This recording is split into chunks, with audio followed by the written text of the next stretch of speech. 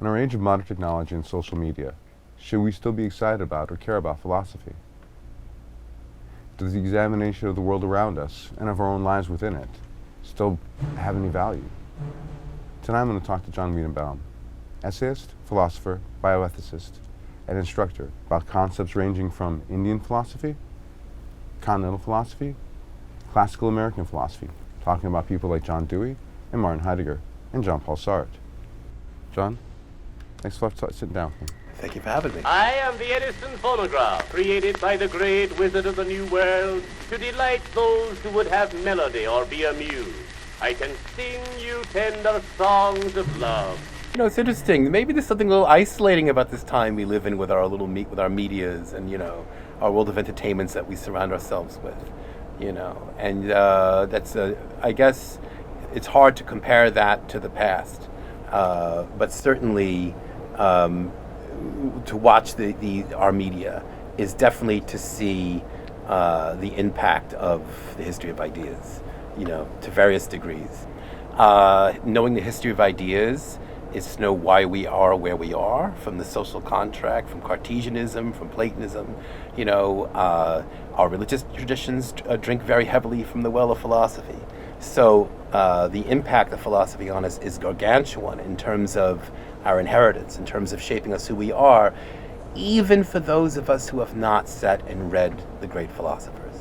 So, for example, right now, Yeah.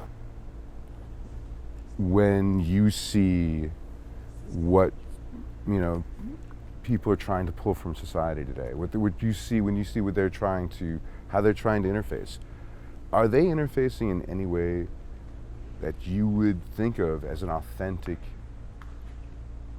real way? Do people have a real relationship You know what? That's with their world? kind of a deep question, and it's one I would have to take more time to consider. I mean, on the one hand, it's fleeced our attention spans, to be perfectly honest.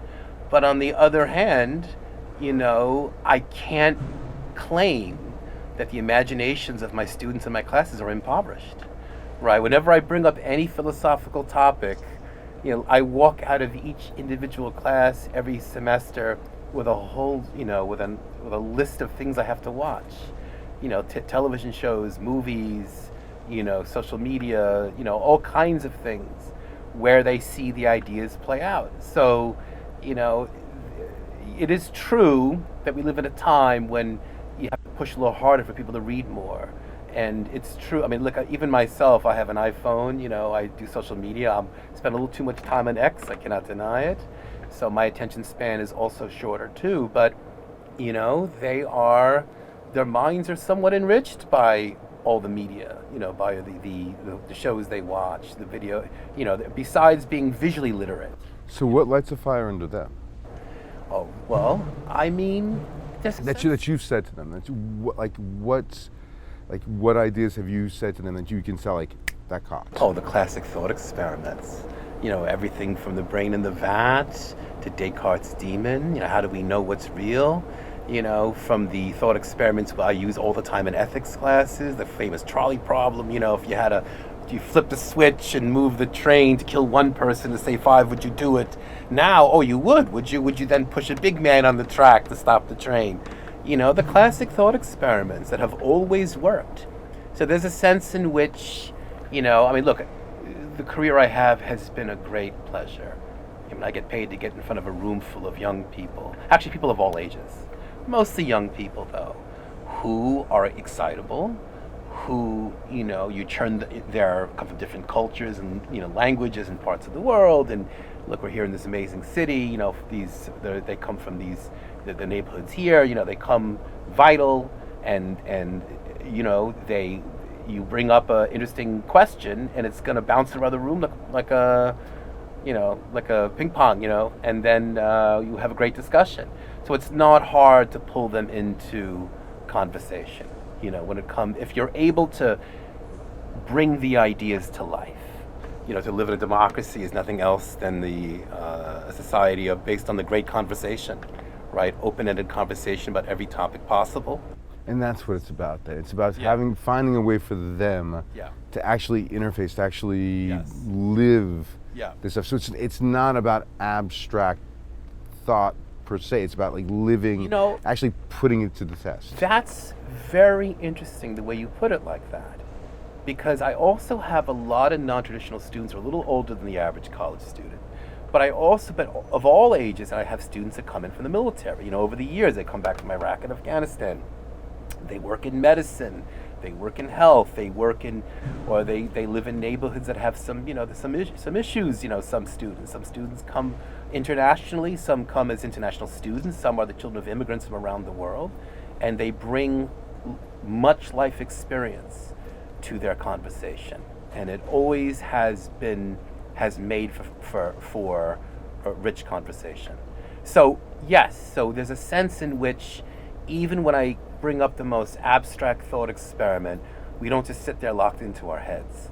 They bring their life to their discussion. And by the way, that's the reason why whenever I get time off, it comes to a sabbatical, except the last sabbatical, there were reasons I had to stay home, but I get on a plane and I travel. I have to enrich my pot of experience in order to bring color to my conversation as well. Where have you been recently? So I've been to India 6 times. I have a thing for the subcontinent. Really? Yeah. My 7th trip will be. I was gonna go this summer, but it would be monsoon season. Especially in the area I was gonna go to, and it's a city, Dehradun, I've been to a few times.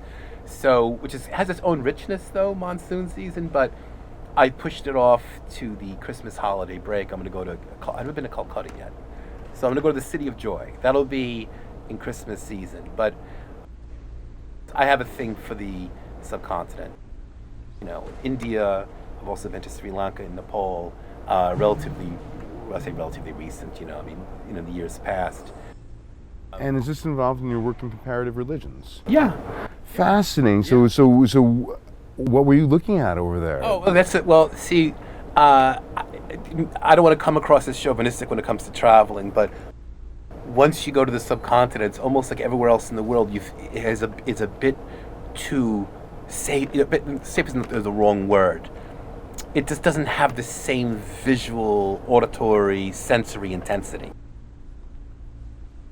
My first trip to South Asia was year 2000. Mm-hmm.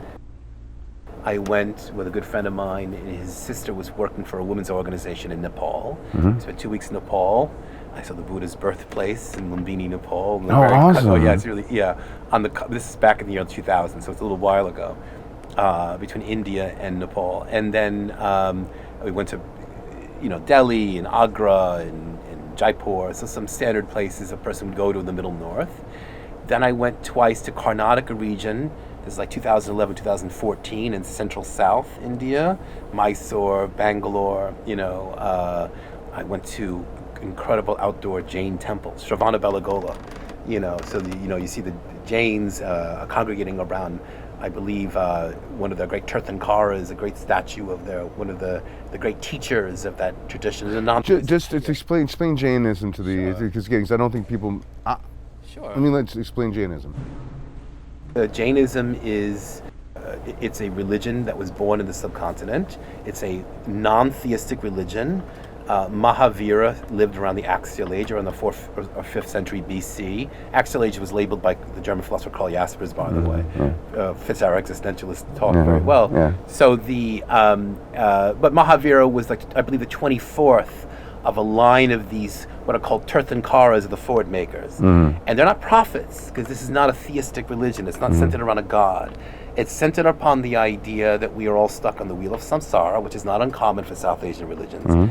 The goal, along with Hinduism, is to attain moksha, or liberation.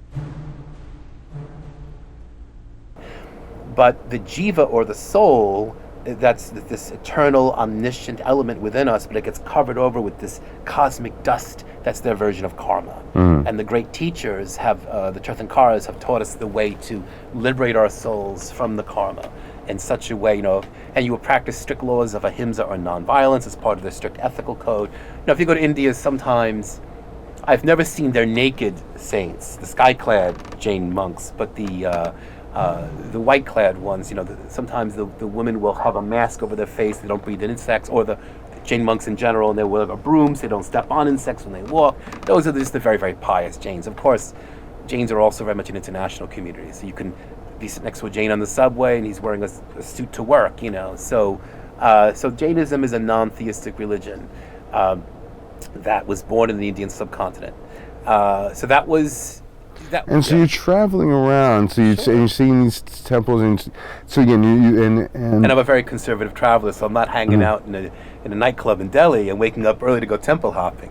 So that's kind of the way I travel. That's what I love to do. were you able to actually communicate with any other intellectuals or with any other academics from India? Of course, because for two reasons. Please, this is awesome. Sure. Yeah.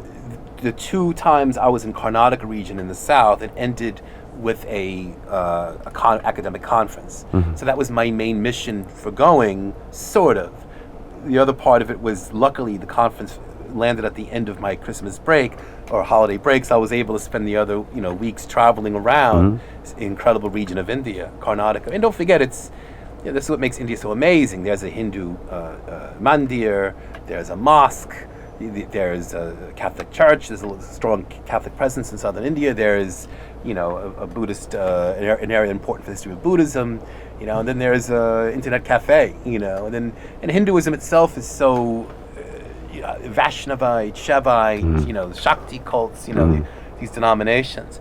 The fourth trip to India, this is interesting, I always wanted to explore the Sikh religion. Yeah. So I went to Punjab. Punjab is a region in the subcontinent. It was cut in half during the partition. So I went to the Indian side of Punjab, which is one of the few areas of India that it's not Hindu majority. Of course, you see Hindu temples too. It's ubiquitous and everywhere, but the Sikh religion is predominant there. And I wanted to explore Sikhism, so I went to the main gurdwaras or Sikh temples, where you go and have a langar feast, and the great temple in Amritsar is the Golden Temple is. If you absolutely must.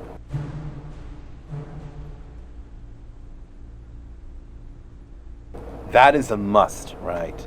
And I gained so much weight that trip, all the chapati breads, because they, you go to even here in New York, you go to a gurdwara, and the langar meal is is nourishing, is seen as a spiritual act. If you cover your head and take your shoes and socks off, and you can sit and have a feast, and so I was there to study. See, I'm of course leaving a lot of details out. Of course.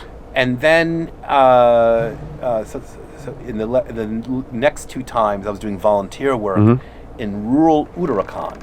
So Uttarakhand is an area of northern India. The big city is Dehradun, which is about anywhere between 4 to 6 hours north of Delhi. My memory serves. And then I was doing volunteer work in these little towns and villages up in the foothills of the Himalaya. So in order to get there, you'd from Dehradun, you hop on a bus, unless the buses were on strike. One time they were, and I was just, when I first found this opportunity on the internet, and I just said, all right, so okay, I got to hop on a bus, and it'll take me to the villages where I was going to do volunteer work in the schools, helping with the kids with English, and I, to this day, this was 2017 and 2018, both times.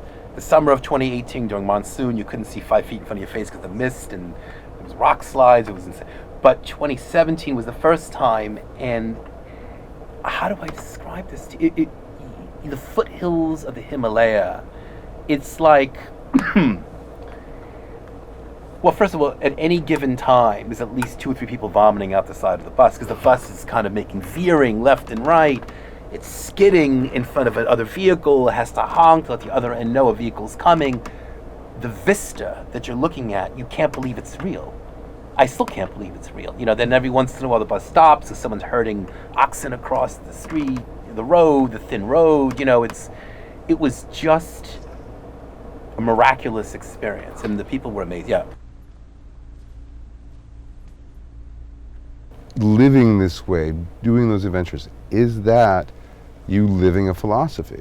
It is, because if you dedicate your life to constantly, how do I describe it? Even to me, taking a philosophy class, forgive me for the prosaic nature of the analogy, but it's like having a coat full of glasses, right? You study Locke's philosophy, Whitehead, it's like putting on different glasses by which to broaden the way you see the world.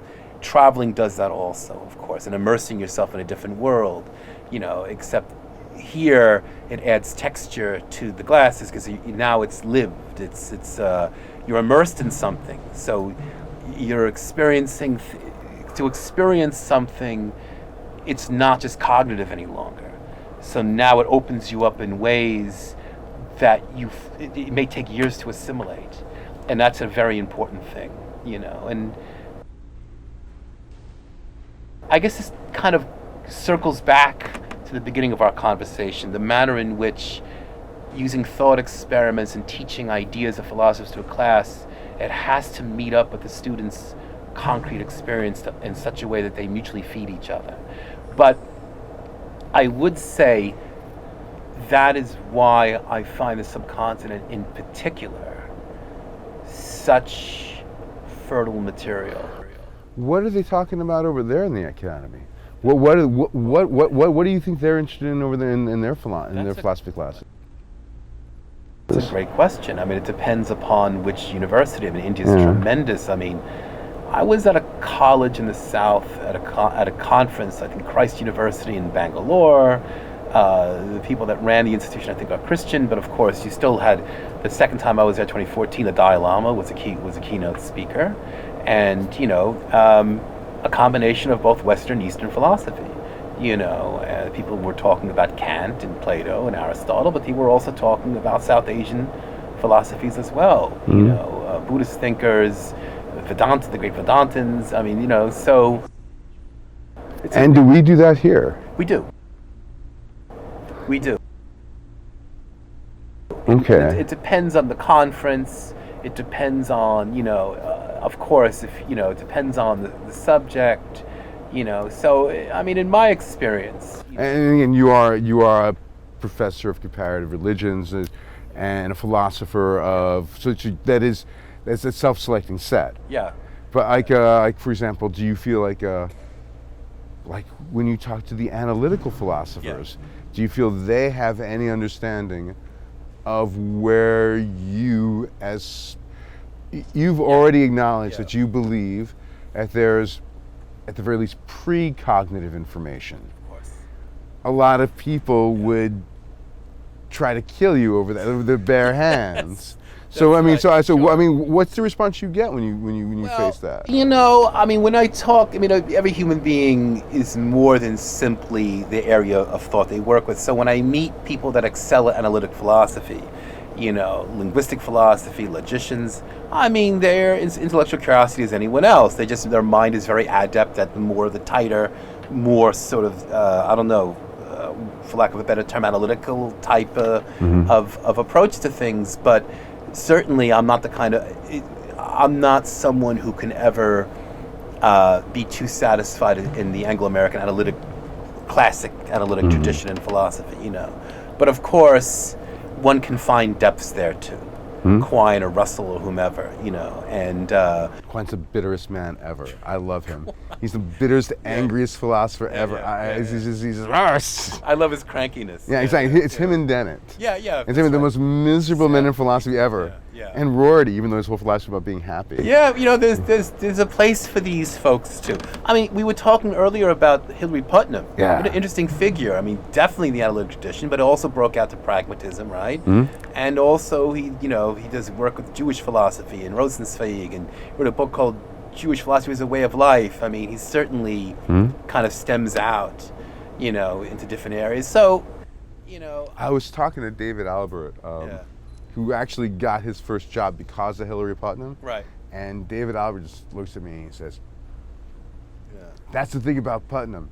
Yeah. He believed every single thing there was to believe because he kept changing his mind. Yeah, that's right. It's pretty funny. It's hysterical. That's apparently the joke they always say, because you can't Putnam down on anything. You can't make his mind up.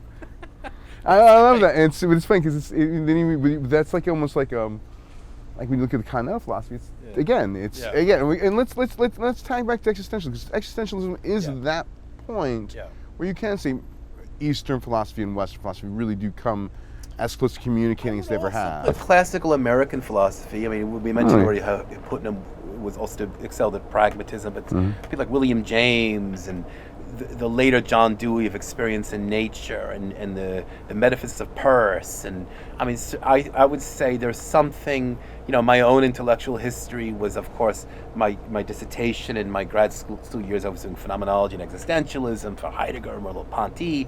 But then when I sunk my teeth into classical American philosophy, I saw their appeal. It was like hand to glove, like William James, and I think who was I reading that said that Dewey is best compared to Merleau-Ponty, and Dewey's aesthetics and his the way he richly articulates embodied and environmentally embedded experience. Except for the bow tie, as opposed to a little shot of espresso. Yeah. And then it's hanging cigarette. A little less cool, but that's okay. That's all right. Yeah. But I'll tell you, I mean, it's interesting. But let's look at that more these classical traditions, like today in today's world, we just listed a lot of ideas that I don't think people realize. Phenomenology, for example. Yeah. I don't think people realize how they're surrounded by. And yet, it would make such. When you read Being in Nothingness, Sartre's talking about the stick and how there's a sense in which we're at the end of the stick. Yeah. In Merleau-Ponty, these philosophers can illuminate and do illuminate greatly. I think there's one phenomenologist at SUNY Stony Brook. I don't know if he's retired. Don Eide, didn't he relate phenomenology to technology? I think so. Yeah. In which, that's where Dreyfus was ultimately, I think, trying to get. They did this adaptive coping systems. Yeah, that's right. It's like the keyboard is an extension of my fingers. The things the buds in my ears at the gym are my iPhone. And when I leave my iPhone, a piece of me is gone. These are almost like extensions of who we are. They're not simply. It's not like there's me and then the technology. But we've always had this. I mean, when I was a teenager driving a car over a pothole, in the car goes on the pothole and you go like this. The car becomes an extension of your body. So that's a great theme. So that's one area in which themes in continental philosophy and phenomenology can illuminate for us much of our life, and it's an important one because this is not slowing down. Another one's the gaze. I mean, think about maybe would you explain Sartre's concept of the gaze? It's been a while since I've been, but I absolutely, that is a fascinating one. The way in which, and it has been translated now into the male gaze by when John Berger took it and said even the existential certificates. So it's the gaze. How would you explain the gaze? It's actually been a little while since I've explored that notion. I remember him being in nothingness. I remember the way in which Sartre was so cynical about human relations. Miserable. We're all totally miserable. It's like each of us, part of the way in which bad faith manifests itself is the way in which you try to objectify each other. And I do recall that. And so there's this idea that I'm looking at you and you're an object. Yeah. And then you look back up at me. Yes. And then I realize that I'm your object. Yeah. And that freaks Sartre out. Yeah, it's interesting. It's, I remember, and it's also divided phenomenologists. I mean, one of my, Barry Smith was very much in the analytic area side of phenomenology. He liked the early Edmund Husserl. He liked the Husserl, the logical investigations. He was not a fan of existentialist phenomenology. He was not a fan of anything post-Heidegger. He had no. I remember I was giving him a paper of mine on Sartre. That's the paper I read in front of Hazel Barnes, by the way. I'll tell you all about that. And he was like, "Don't show this to me again." So Barry Smith once described Being in Nothingness as 4 bad novels strung together. This had no patience for certain kinds of continental philosophy. But that idea, because John Berger takes it into the male gaze. Okay. And now we talk about it all the time in culture. Yeah. Especially male gaze. Again, this idea of what is it like for a man to look at a woman, or for you to look at someone of a different culture? Yeah. Like this idea of you objecting them with your eyes. It's interesting because the the area of phenomenology that I've had increasing exposure to is almost the opposite direction, not about how we objectify each other, but how the face of another human being refuses any objectification. Before and precedes all of my attempts to close off any worldview. Of course, this is Emmanuel Levinas in Totality and Infinity. So he was, if you, in a way, we say he still is, he comes out of that tradition. I think he introduced Husserl and Heidegger to France. He was also one of the first to try to escape out from their influence and try to, he was, much of his work as a polemic against Heidegger, as a culmination of the history of ontology, but he does a lot of, I would say, Totality and Infinity. I haven't really immersed myself in his second magnum opus, Otherwise than Being, but Totality and Infinity has wonderfully rich descriptions of the manner in which sort of the visage of another human being, their presence, he calls it the face. Of course, he doesn't mean literally eyes, nose, and mouth. He just means sort of the, for lack of, I can't even say presence, the way in which the contours of our experience are interrupted, if you will, by the presence of another person, and the manner in which it refuses. Hazel Dukes, first translator being Nothingness, Ontario. Tell it Hazel quick. Barnes. Hazel Okay. Barnes. Okay, so Hazel Barnes, so it was a conference on Sartre in the year 2000.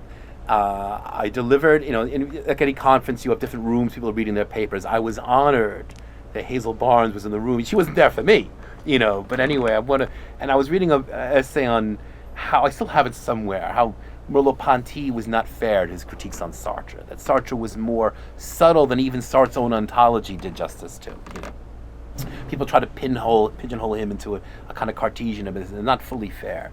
So, and then Hazel Barnes was there, and the paper was well received. And I remember that session was over. We're out in the hall, with this coffee and everything. And now, at first, early on, my memory was that Hazel Barnes, the translator of Being and Nothing, as you know, she grabbed my arm. She said, "Good paper." But actually, hold on. I have to be honest. I was kind of walking back and forth, let's just say I wanted feedback from her and she saw it, so But that's I was wonderful. Thank you. I was fishing for it, though. That's so good. That's deserved. But maybe she knew my heart would have been broken if she didn't say that. Jon Weidenbaum is a tremendous philosopher, essayist, and instructor. Thank you. At my pleasure. And he teaches at St. John's. I teach at St. John's and Berkeley College. Yes. And Jon is amazing, and keep a lookout for his essays, articles, and anything coming up from him in the future. And Jon, thank you so much. Oh, my pleasure, Jon. Yeah. Thank you for having me. I can give you merry tales and joyous laughter. I can transport you to the realms of music. I can cause you to join in the rhythmic dance. I can lull the babe to sweet repose, or waken in the aged heart soft memories of youthful days. No matter what may be your mood, I am always ready to entertain you.